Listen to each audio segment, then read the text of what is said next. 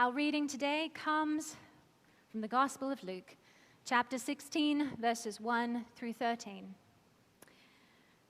Jesus told his disciples, "There was a rich man whose manager was accused of wasting his possessions.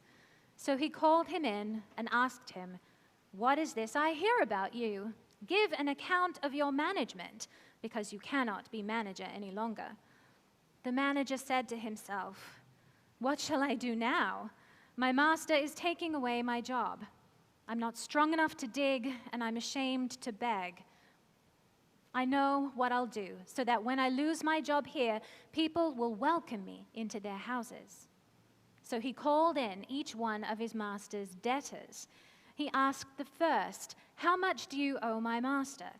900 gallons of olive oil,' he replied. The manager told him, 'Take your bill, sit down quickly, and make it 450. Then he asked the second, 'And how much do you owe?' 1,000 bushels of wheat,' he replied, and he told him, 'Take your bill and make it 800. The master commended the dishonest manager because he had acted shrewdly. For the people of this world are more shrewd in dealing with their own kind than are the people of the light. I tell you, use worldly wealth to gain friends for yourselves, so that when it is gone, you will be welcomed into eternal dwellings. Whoever can be trusted with very little can also be trusted with much. And whoever is dishonest with very little will also be dishonest with much. So if you have not been trustworthy in handling worldly wealth, who will trust you with true riches? And if you have not been trustworthy with someone else's property, who will give you property of your own?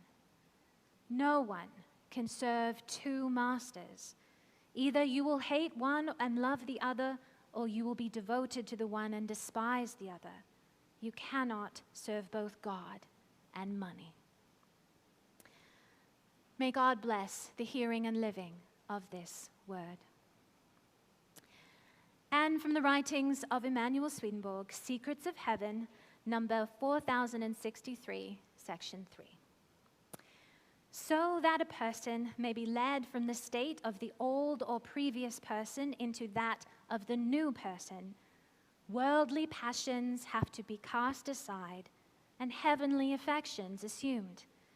This is effected by countless means known to the Lord alone, many of which the Lord has made known to angels, but few, if any, to humanity. When, therefore, a person is converted from an old or previous person into a new one, that is, when they are regenerated, it does not take place in an instant, as some people believe, but over many years.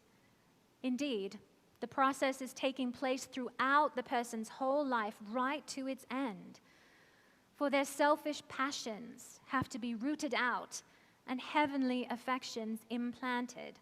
And they have to have a life conferred on them which they did not possess previously, and of which, in fact, they scarcely had any knowledge previously.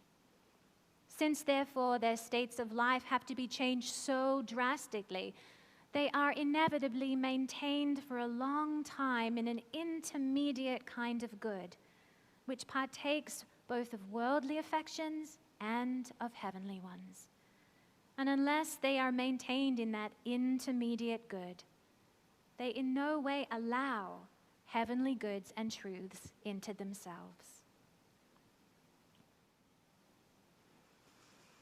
Hello, my friends. So, I'm going to start out by asking if anyone remembers the show Breaking Bad. It was quite the phenomenon a number of years ago, garnering critical acclaim and devotion, many awards, and at least one spin-off. It tells the story of a high school chemistry teacher, Walter White, who is diagnosed with incurable cancer and decides to become a drug dealer as a way to secure his family's financial future. It chronicles his descent into a life of crime and the subsequent darkening of his soul. Now, as much as I appreciate the brilliance of the lead actor, I've chosen not to watch it. And it's not that I don't value complex, nuanced stories, or that I cannot handle realistic depictions of violence. It is rather that I don't like having to root for an antagonist. It makes me feel uncomfortable, compromised somehow, and so I avoid having to do it. Which is a bit of a problem for me as a preacher, though, because the Bible is full of complicated characters that make me feel the same way. There is Jacob, for example, a patriarch of Israel, who deceived his father and cheated his brother out of his inheritance. I squirm and wonder, does God implicitly condone what Jacob did by making him the patriarch of a nation? Or there is Sarah, Jacob's grandmother, cruelly casting out her maidservant Hagar. Jesus' disciples acting stupidly and arrogantly all the time, and Paul upholding patriarchy and slavery within his own ancient context. The dishonest steward in our Bible story today joins a long list. What are we to make of him and the fact that he is praised here?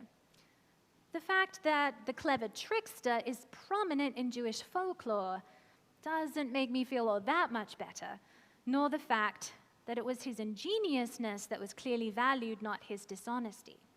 I still don't like it. I personally much prefer the Josephs, the Daniels, and the Marys of the Bible. Perfect, uncomplicated figures who are faithful and dutiful.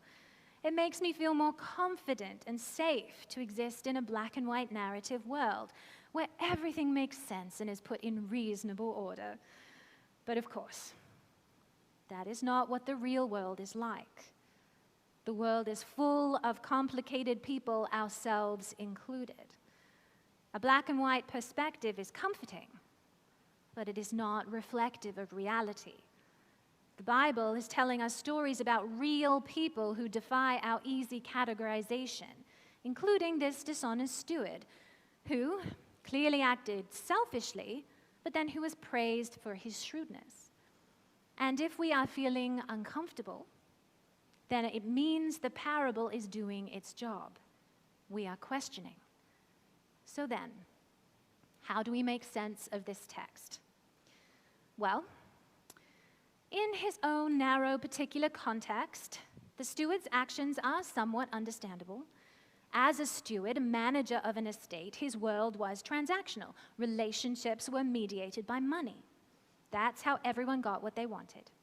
Even the master's loyalty itself was dependent on how well the steward did his job, and it seems he wasn't doing it well at all. And so when thrust into crisis, he continued to act according to his context, his story about the world, which was money not only buys goods, but buys influence. Relationship, cordiality, good standing, these things are created through transaction, he thinks. And with no resources of his own, he nonetheless manages to purchase goodwill through a financial transaction, the abatement of debt, borrowing the power to do so from his master. It is a desperate but clever plan, and the master recognizes it as such, seemingly unconcerned about the money that will be no longer paid to him. And this is where it becomes so confusing, because it is not so much that we are surprised what the steward did. The parable is called the parable of the dishonest steward, after all, and he acted very consistently. The surprise and the discomfort comes from the fact that the master praises him, and then in the interpretation, Jesus lifts him up as a positive example. What on earth is up with that? Much scholarship around this text wonders about the steward's motivations and what exactly he meant to accomplish. And I think it is also important to ask, what did he believe were his options? What other story about his life and potential did he have recourse to?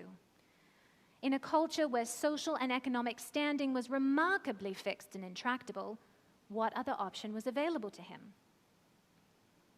And we too, we all have our own stories that mediate our identity, our options, our decisions. Many times these stories, these meta-narratives, operate unconsciously unless we have reason to try and notice them. And we operate within these realities every day, It's completely unavoidable. There are many different stories that people have about themselves, and we can change stories if we want to, but not having an operating story is actually not an option. It's just part of being human. And I believe that one of the things we are hearing in this parable is that God understands this about us, that God can work with us and our stories. We start wherever we are, and God starts there with us. And sometimes we might be led to imagine that God is separate from us in our contexts. And in a way, God must be, for God cannot be limited by our stories about ourselves and the world. But that doesn't mean that God disdains our stories, that God refrains from entering into our stories. The incarnation itself is the ultimate example of how deeply God is willing to enter into our stories and our contexts. God is not afraid of our incompleteness. God does not condescend to simply tolerate the ways in which we all endeavor to create meaning. God instead uses them without a moment's hesitation. For God so loved the world, says John 3:16, and God indeed still loves it, both for what it is now and what it could be. And so we get Jesus' advice at the end of the parable, and he tells us to use worldly wealth, or as the King James Version says, make to yourselves friends of the mammon of unrighteousness. And perhaps we might want to pretend that we are above all that. Well, it's a bit too late for all of us, really. Money and its value is a predominant human story, one of many, but one of the most prevalent and powerful. Maybe we personally have a different main story, for we are all shaped by different experiences. But what Jesus is telling us to do is make friends with our story, whatever it is, and use it as far as it can do some good. For example, there are some times when I find myself striving to get my children to their various activities on time, not only because of my love for them, but because I want to appear like I have it all together. It's not great that I'm motivated by appearance, but still, on time is better than late. Or many times, having guests in my home will prompt a grand cleaning that might not otherwise have happened, because I care about seeming like a moderately competent housekeeper.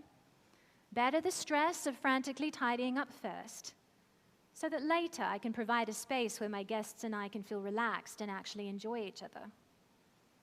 Our less than heavenly concerns can help us conform to the basic civility that keeps us all in relationship with each other and that keeps the world moving. Another way to illustrate this idea of making friends with our story comes from the Buddhist faith. And those who are with us for our Lenten series will recognize this story, and I apologize, but it's so perfect I couldn't resist putting it in again. The story goes that one day the Buddha was meditating under a tree, and the demon Mara approaches, hoping to distract Buddha from his enlightenment and lure him into battle. But the Buddha sees Mara coming and simply says, "I see you, Mara." And rather than taking a defensive stance, the Buddha invites Mara to sit down and have some tea. And I believe that this is what we are being invited into with this parable. We cannot separate ourselves from our context, from the effect of our experiences on the formation of our identity, from telling ourselves a story about the way things are. But we can learn to see those influences and those stories for what they are. We can say, "I see you, Mara," and not be drawn into battle that distracts us from sitting under the tree, that distracts us from enlightenment. And thus we heard in our Swedenborg reading today about the mercy of intermediate good. Our spiritual journeys cannot be instantaneous. They must be incremental and sustainable if we are to truly transform our earthly natures. And so God works with and within this reality, which means that sometimes our intentions are mixed. This is okay. God invites us to make friends with what is instead of denying what is, so that we might then truly see the stories that we are telling ourselves with clarity. But we do also receive a warning. We are told to remember that we cannot serve two masters, prompting us to consider who we really want to serve overall. We need to be super clear. The Buddha may have been serving Mara tea, but that does not mean he was serving Mara's agenda. We should make friends with our stories and with the dominant stories of the world we live in, because these have real effects upon us. But we don't want to end up serving those narratives instead of God. There is a necessary tension here. For example, I might want my children to buy into the cultural norms of appearance enough so that they look presentable, but not so much that they learn to hate their bodies. Or I might want them to value success enough to create a fulfilling forward motion in their careers, but not at the expense of their mental health. We all need to exist both inside and outside of our stories. This is what we are taught in the cross, that God entered into our story, all of our stories, not only in an act of radical solidarity with our experience, but as an act of revelation to wake us up to our dominant narratives. And with the crucifixion, we saw humanity choosing to serve our own stories instead of serving God and God's story for us, leading to the ultimate in human overreach, the death of the incarnate God. Conversely, serving God means seeing Mara, being unafraid, calm and clear in Mara's presence, but then subverting Mara's expectations and agenda. We are to make friends with unrighteous mammon, with the worldly ideas by which the world is run, but we are not to serve them. And this is really, really hard to do. And that's one of the reasons I know I much prefer the simple, perfect Bible characters. That black and white world seems so much easier, even as it asks for perfection. That seems less than asking us to deal with balancing this world of gray. Another way of expressing this whole idea is that we shouldn't let the perfect become the enemy of the good. Now, it is only by the most generous of assessments that we can call what the steward did good. But to the folks who benefited from his debt abatement, objectively it was. He could have done something so much worse. And what I believe we are hearing in this parable is that God doesn't make the possible the enemy of the actual. God does not love who we are becoming more than who we are right now. God sees us. Seeing us in terms of who we are right now does not inherently compromise God or condone us in whatever we might be doing. Nor does it mean that God cannot be against evil either. But it does mean that God can uncynically, unreservedly root for the antagonist. Because those categories of protagonist and antagonist, of good guy and bad guy, those are not God's story, those are ours. God is always for all of us. Amen.